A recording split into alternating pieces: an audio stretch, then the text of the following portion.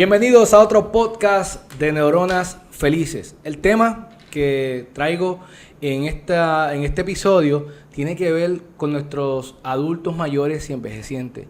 Recientemente hemos notado que ha habido un descuido de familiares, quizás también de personas que están a cargo de los envejecientes, y estoy preocupado, pero he invitado a mi podcast a un experto en la materia quien nos va a orientar un poco de qué podemos hacer con los adultos mayores. Hoy en mi podcast he invitado a mi amigo, a mi colega Héctor Rivera, quien es trabajador social clínico.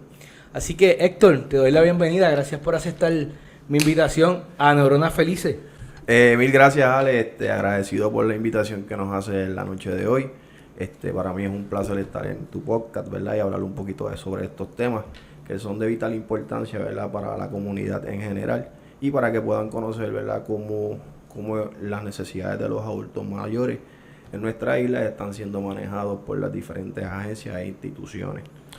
Mano, no te lo puedo describir de otra manera. Me saca por el techo, a pesar de que, ¿verdad? Obviamente no muestra un carácter profesional, pero me saca por el techo que abandonen los viejos, que los hijos, los familiares no le den la vida atención a muchos envejecientes que quizá dieron de su tiempo, de su dinero, se dieron por esa familia y en el momento más difícil de ellos, ya sea por enfermedad, ya sea por la etapa, ¿verdad?, que se encuentra, no le den la atención que requiere. Entonces eso pues me preocupa mucho y por eso fue que te invité aquí. Háblanos un poquito, antes de entrar en materia, yo quiero que mi público te conozca un poco. Tú eres trabajador social clínico, sí, pero ¿cómo llegaste hasta este momento, ¿verdad? Háblanos un poquito de cómo llegaste a trabajar con adultos y envejecientes y los servicios que das. Háblanos un poquito sobre eso. Mira, Ale, mis experiencias en el campo de la práctica del trabajo social comenzaron a partir del 2005. Prácticamente yo comienzo en el escenario de salud mental, donde estuve alrededor de 13 años. En adición a eso, siempre tuve interacción con esta población y siempre me llamó la atención de las necesidades y cómo se manejaban cada una de ellas por los diferentes profesionales de la salud. No es hasta el 2016 donde tengo la oportunidad de estar dirigiendo la unidad de salud mental de adultos mayores en un hospital muy conocido en el pueblo de Yauco. Y es allí donde surge, ¿verdad?, esta inquietud de seguir integrando conocimiento y dirigiendo mi práctica hacia esta población. Más allá, obviamente, comienzo a partir del 2017-18 a poder prestar los servicios en instituciones de cuidado prolongado y poder entender cómo es que funciona una institución de cuidado prolongado y los servicios que provee a la comunidad. De ahí surge, ¿verdad?, la necesidad de poder conocer más y incrementar el interés por la educación en el área de la gerontología, y decido obviamente irme al recinto de ciencias médicas, terminar una certificación en gerontología y continuar la gesta dentro de lo que es la prestación de servicios en el área geriátrica hasta la actualidad, que es mi práctica, ¿verdad?, y la sustento en cuanto a cada una de las necesidades que los adultos mayores puedan presentar.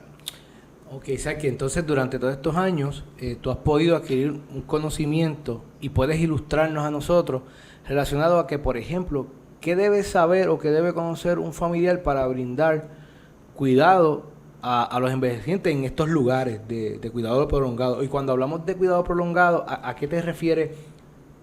¿Qué significa eso, cuidado prolongado? Mira, prácticamente las instituciones de cuidado prolongado están reglamentadas por lo que es el reglamento del Departamento de la Familia, el reglamento 7349, ¿verdad? Se le puede llamar, dentro de la sociedad le podemos llamar hogar de ancianos, okay. Le podemos llamar asilo, pero bien se define dentro de lo que es el reglamento instituciones de cuidado prolongado.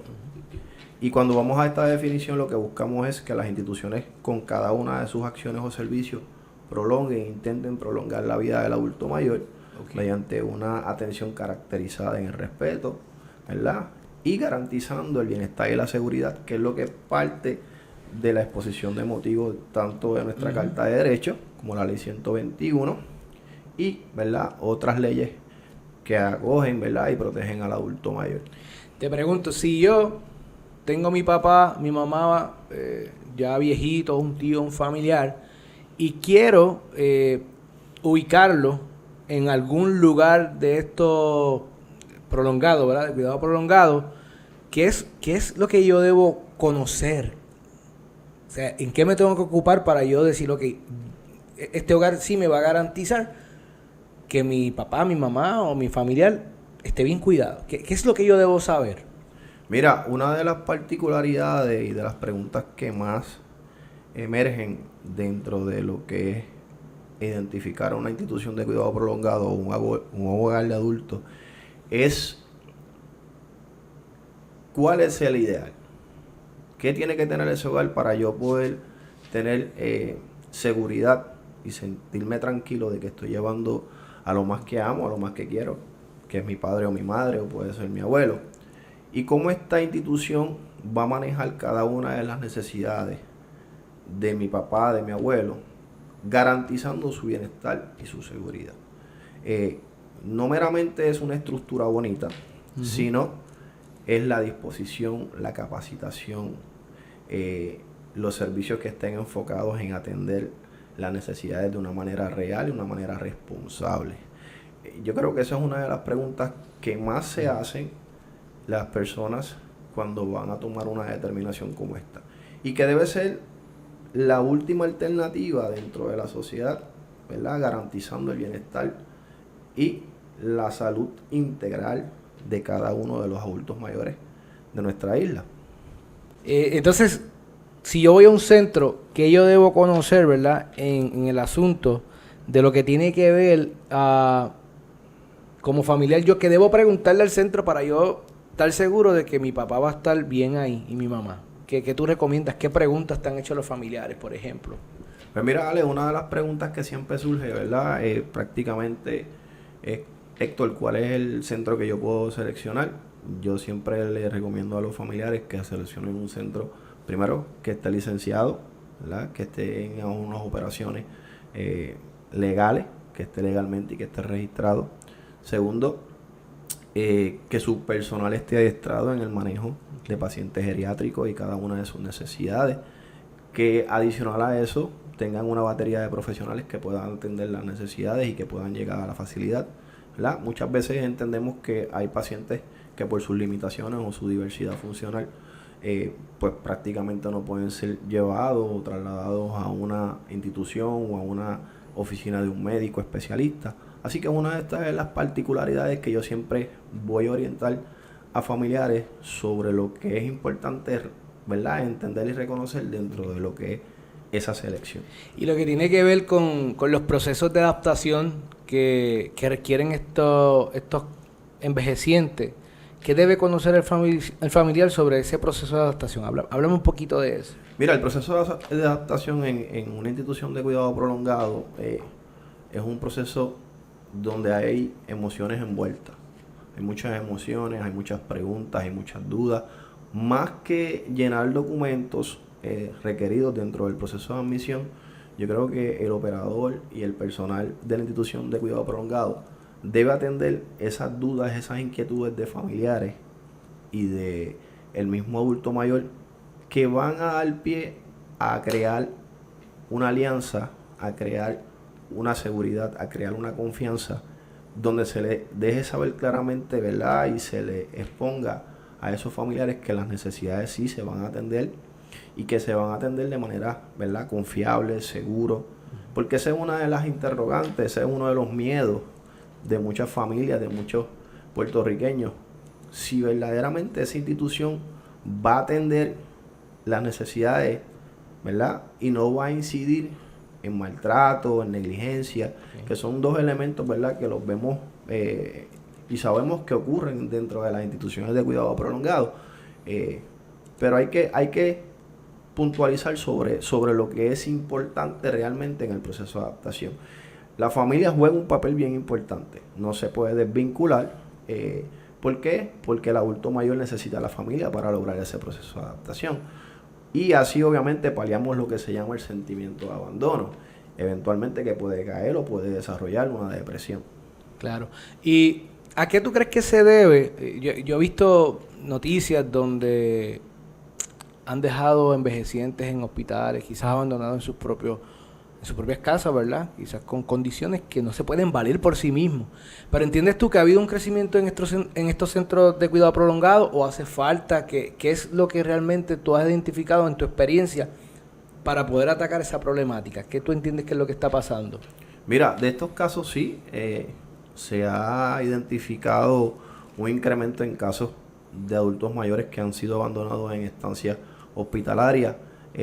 Esto entiendo de que el Departamento de la Familia, que es la agencia asignada, lo está manejando ya. Una de las particularidades que nosotros identificamos como trabajadores sociales es poder identificar los recursos familiares y cuán responsables son estos recursos y cuán disposición tienen para atender las necesidades del adulto mayor. ¿Okay? Esa es la particularidad. Hemos también identificado que hay adultos mayores institucionalizados, donde figura un poder duradero, un poder legal, y familiares, ¿verdad?, que son designados dentro de ese documento legal o una escritura que se realiza, está en Estados Unidos. Y la persona que toma las decisiones, ¿verdad?, finalmente es una persona que no está dentro de lo que es la disposición legal o la voluntad que ese adulto mayor ha identificado o ha determinado o por su capacidad ha decidido. El tribunal sí puede obligar, ¿verdad?, ciertamente a estos familiares para poderse hacer cargo de los envejecientes. Hay que, imagino yo, evaluar la capacidad económica de estos familiares, igualmente del envejeciente, ¿verdad?, para entonces poder, por decirlo así, ¿verdad?, buscar un servicio en estos centros de cuidado prolongado. La compañía o los servicios que tú ofreces, ¿cuáles son como tal para estos centros de cuidado prolongado? Mira, dentro de la práctica del trabajador social, en instituciones de cuidado prolongado tenemos un sinnúmero de roles. Okay. No meramente el trabajador social en las instituciones de cuidado prolongado está para proveer una nota de progreso y evidenciar de que tienes un servicio en el área social para efectos de cumplimiento y licenciamiento, ¿no? El trabajador social tiene un rol activo en la prestación de su servicio con el fin de garantizar el bienestar y la seguridad del adulto mayor y trabajar cada una de esas necesidades en el área social que afecten lo que es su salud integral. Okay. Así que esa es la parte fundamental que tenemos que puntualizar, ¿verdad?, y reconocer dentro de la práctica, que el trabajador social en un escenario en instituciones de cuidado prolongado no meramente está para eso, sino que tenemos una responsabilidad mayor. Al igual, trabajamos en equipo con el operador para poder desarrollar planes organizacionales y mejorar la calidad y la prestación de servicios. Sí, que tú vas y le puedes decir, mira, en esto pueden mejorar, esto debemos cambiarlo, esto yo creo que debe ser de esta manera, pues porque cumple con los requisitos de la ley. Básicamente es como llevarlos de la mano para que entonces ellos puedan sí garantizar esa seguridad, ese bienestar de esos envejecientes o de ese adulto mayor. En la práctica que tú llevas, ¿cuál ha sido el mayor reto que quizás tú has enfrentado relacionado a los servicios que tú das? Mira, yo creo que el mayor reto es el que los operadores reconozcan que la prestación de servicios en el área de trabajo social es sumamente importante y que no reconozcan que nosotros somos personas que en efecto en algún momento queremos hacer daño, vamos a hacer daño porque llevamos una información, conocemos una información sobre las operaciones, etcétera, etcétera. Yo creo que ese es el reto mayor. Dejarle saber al operador que nosotros somos parte de un equipo y estamos ahí para poder educar, ¿verdad? Y para poder brindar un servicio y trabajar para el bienestar y la seguridad del adulto mayor.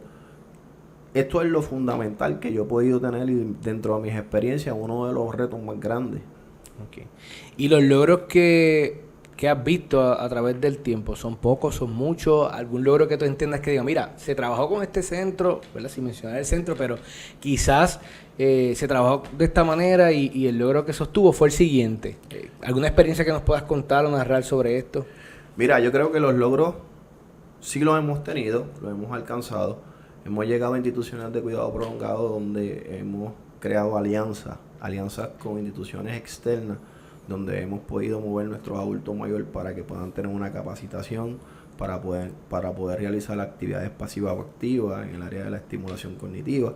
Así que eso sí se está logrando en algunos de los centros que visito, con la finalidad de dar un espacio distinto y garantizar, ¿verdad?, que ese adulto mayor tenga actividad física, que el tiempo de ocio sea el menor. Okay. Y que podamos obviamente, ¿verdad?, prolongar la vida de una manera y proveerle un envejecimiento exitoso, que es lo que buscamos. Okay. ¿Y cuál es la proyección de aquí a 1, 5, 10 años que los servicios de envejecientes deben tener? ¿Cuál es la proyección? Mira, a mí me gustaría que aquí a 5, 10 años logremos esto. ¿Cuál es la proyección en tus servicios? Mira, yo creo que la proyección en términos generales tiene que estar atada al cambio sociodemográfico que tiene, ¿verdad?, nuestra isla, y en términos generales a nivel mundial. Tenemos obviamente un cambio en el perfil sociodemográfico donde se plantea que ya para el 2030 tenemos una población mucho mayor de adultos mayores, lo que hace que trabajadores sociales o algunos otros profesionales se muevan, ¿verdad?, a la creación de servicios, a la creación de políticas públicas con el fin de garantizar atender esas necesidades cuando surja, ¿verdad? Yo creo que ese es el mayor reto tanto para el gobierno, para el Estado, como para los profesionales en el campo del trabajo social y también en otras ramas. ¿Entiendes tú que hace falta trabajadores sociales en estos hogares para dar esos servicios o tenemos suficiente? ¿Qué tú crees? Mira, yo creo que hace falta. Hace falta. Y hacen falta trabajadores sociales con entusiasmo, con dedicación, con ahínco. Hacen falta trabajadores sociales con humanismo.